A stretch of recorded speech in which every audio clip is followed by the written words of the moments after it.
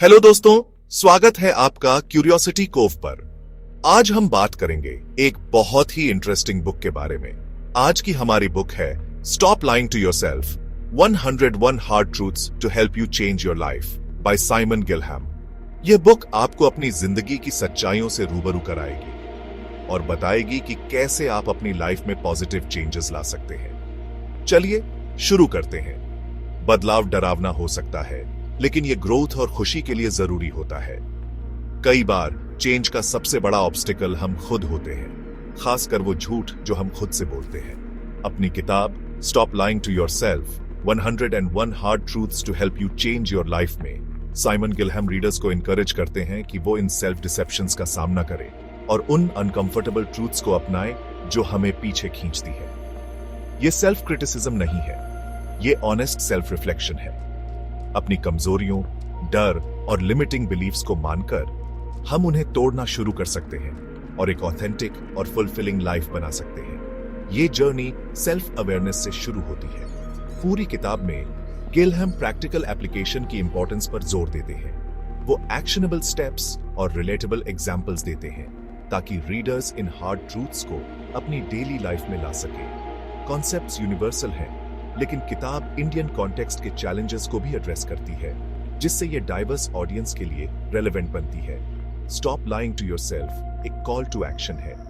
ये एक रिमाइंडर है कि हमारे पास अपनी डेस्टिनी शेप करने की पावर है, लेकिन पहले हमें खुद का सामना करने के लिए तैयार रहना होगा, ऑनेस्टली और courageously. Self awareness personal growth का सबसे इंपॉर्टेंट पार्ट है। ये अपनी वैल्यूज, बिलीफ्स, स्ट्रेंथ्स और वीकनेसेस को समझने के बारे में है।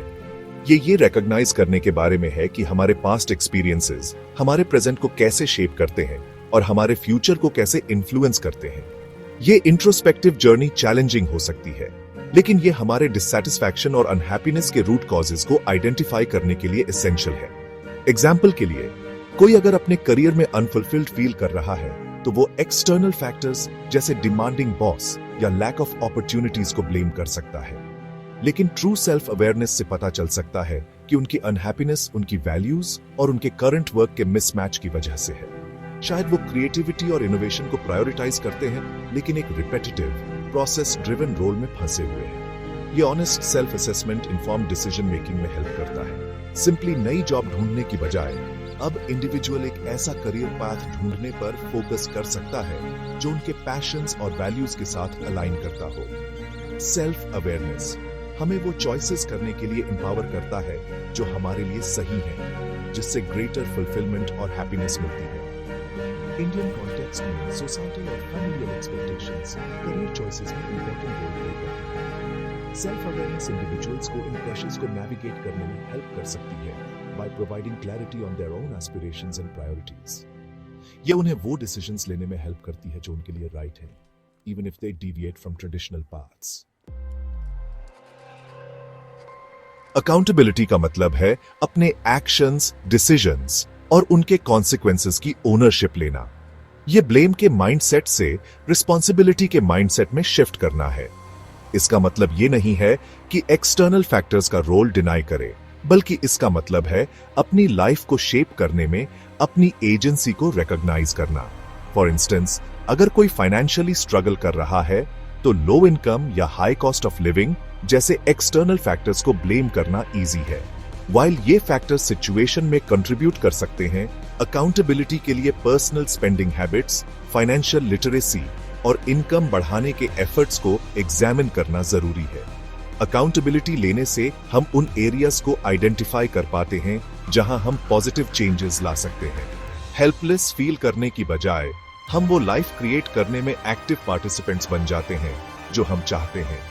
ये उन चीजों पर फोकस करने के बारे में है जो हम कंट्रोल कर सकते हैं, बजाय उन चीजों के बारे में सोचने के जो हम कंट्रोल नहीं कर सकते। इंडियन कॉन्टेक्स्ट में जहां फैमिली टाइज स्ट्रांग होते हैं, इंडिविजुअल्स का फाइनेंशियल सपोर्ट के लिए फैमिली मेंबर्स पर हेविली रिलाई करना कॉमन है। वाइल ये सपोर्ट सिस्टम इनवैल्यूएबल हो सकता है, अकाउंटेबिलिटी इंडिविजुअल्स को फाइनेंशियल इंडिपेंडेंस के लिए स्ट्राइव करने और अपने फैमिली की वेलबीइंग में एक्टिवली कंट्रीब्यूट करने के लिए इनकरेज करती है। ऑनेस्टी किसी भी हेल्थी रिलेशनशिप का बेस होती है, चाहे वो पार्टनर, फैमिली मेंबर, फ्रेंड या कॉलीग के साथ हो। ये ओपन कम्युनिकेशन, वल्नरेबिलिटी और डिफिकल्ट इमोशंस और चैलेंजेस को डायरेक्टली एड्रेस करने के करेज के बारे में है।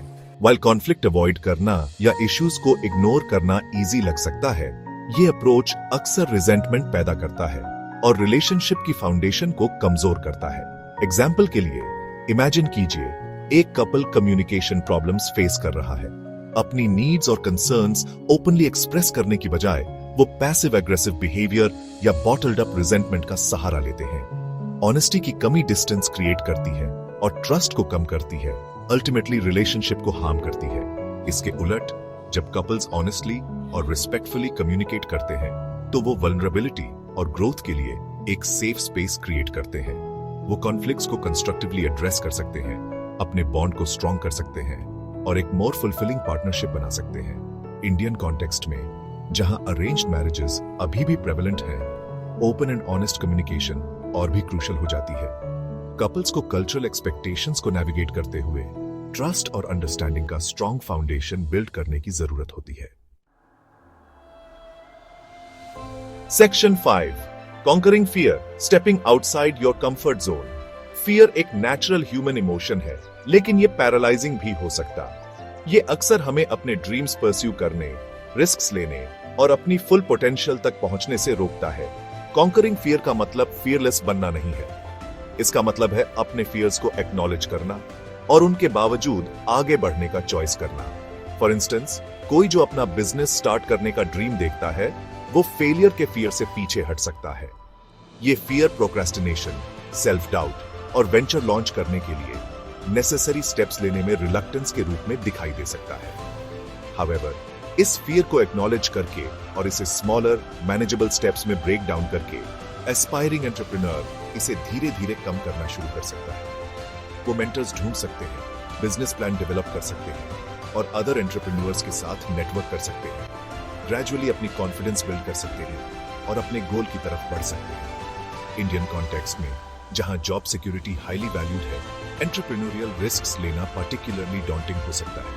हाउएवर, अपने फियर्स का सामना करके और मेंटर्स और पीयर्स से सपोर्ट लेकर इंडिविजुअल्स इन मेंटल बैरियर्स को ओवरकम कर सकते हैं और अपने पैशंस परस्यू कर सकते हैं।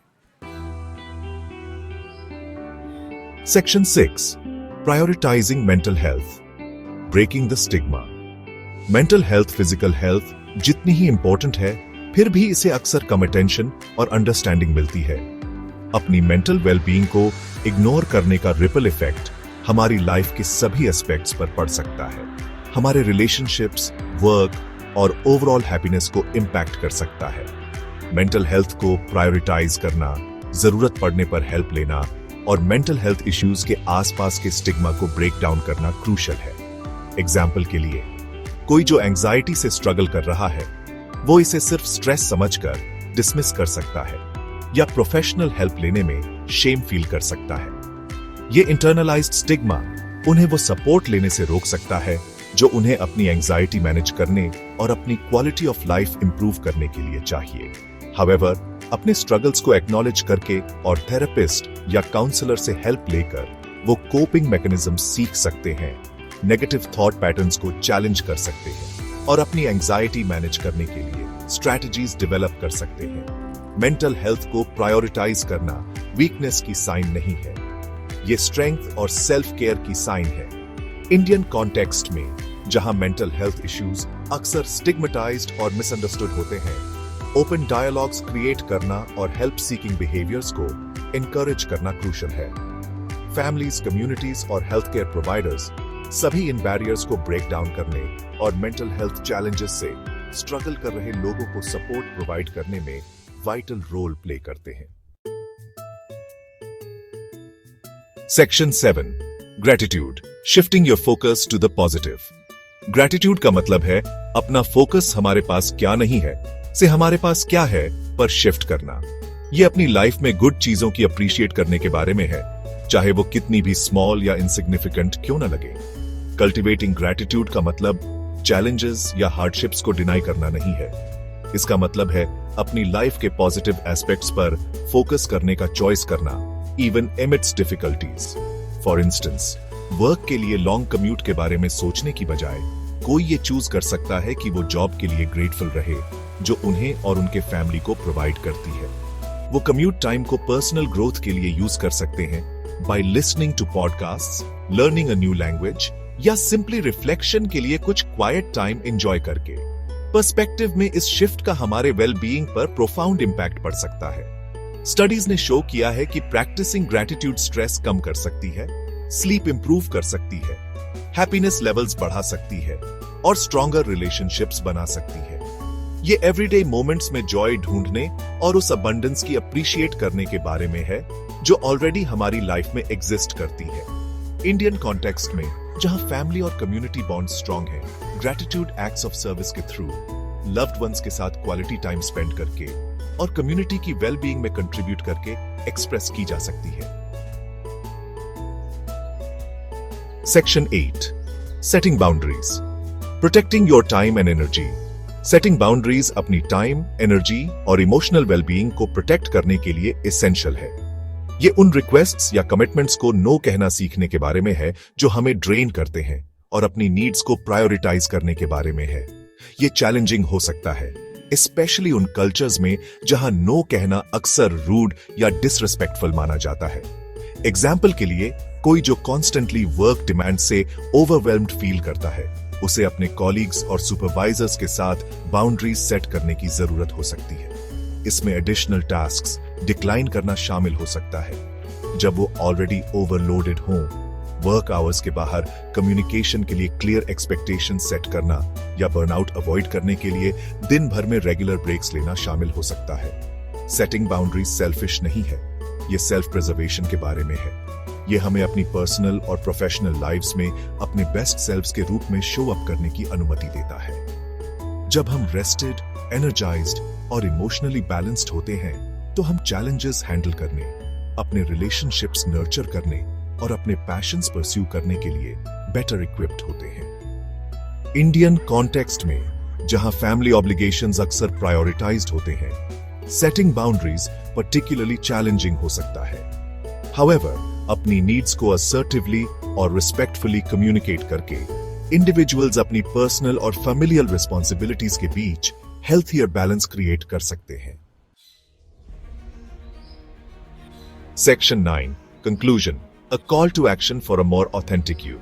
Stop lying to yourself. सिर्फ एक सेल्फ हेल्प बुक नहीं है, यह पर्सनल ट्रांसफॉर्मेशन का रोड मैप है। यह एक रिमाइंडर है कि चेंज विद इन से शुरू होता है, अपने सेल्फ डिसेप्शंस का सामना करने और उन हार्ड ट्रूथ्स को एम्ब्रेस करने की विलिंगनेस के साथ जो हमें पीछे खींचती है। इस जर्नी के लिए करेज, ऑनेस्टी और सेल्फ रिफ्लेक्शन के लिए कमिटमेंट चाहिए। अ मोर ऑथेंटिक और फुलफिलिंग लाइफ का पैथ सेल्फ अवेयरनेस से शुरू होता है। अपनी वैल्यूज, बिलीफ्स और मोटिवेशंस को समझकर हम वो चॉइसेस करना शुरू कर सकते हैं जो हमारे ट्रू सेल्व्स के साथ अलाइन करती है। अकाउंटेबिलिटी हमें अपनी लाइफ की ओनरशिप लेने और वो फ्यूचर क्रिएट करने के लिए एम्पावर करती है जिसकी हम एनविजन करते हैं। हमारे रिलेशनशिप्स में ऑनेस्टी, ट्रस्ट, इंटीमेसी और पर्सनल ग्रोथ को बढ़ावा देती है। अपने फियर्स को कॉन्कर करने से हमें अपने कंफर्ट जोन से बाहर निकलने और अपने ड्रीम्स परस्यू करने की अनुमति मिलती है। मेंटल हेल्थ को प्रायोरिटाइज करने से इंश्योर होता है कि हमारे पास लाइफ के चैलेंजेस को नेविगेट करने के लिए इमोशनल रेजिलियंस है।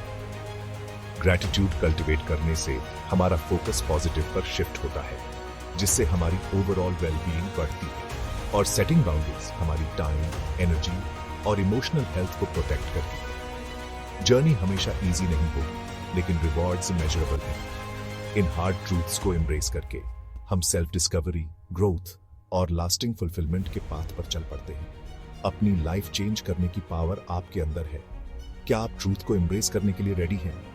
तो दोस्तों, यह थी stop lying to yourself 101 hard truths to help you change your life by Simon Gilham की समरी। उम्मीद है आपको यह वीडियो पसंद आई होगी और इससे आपको कुछ वैल्यूएबल इंसाइट्स मिले होंगे। अगर आपको यह वीडियो पसंद आई तो लाइक, शेयर और सब्सक्राइब करना ना भूलें। और हाँ, कमेंट सेक्शन में जरूर बताएं कि आप किस बुक की समरी अगले वीडियो में देखना चाहेंगे। तब तक के लिए खुश रहिए, स्वस्थ रहिए और हमेशा अपने सच्चे सेल्फ को अपनाइए। धन्यवाद।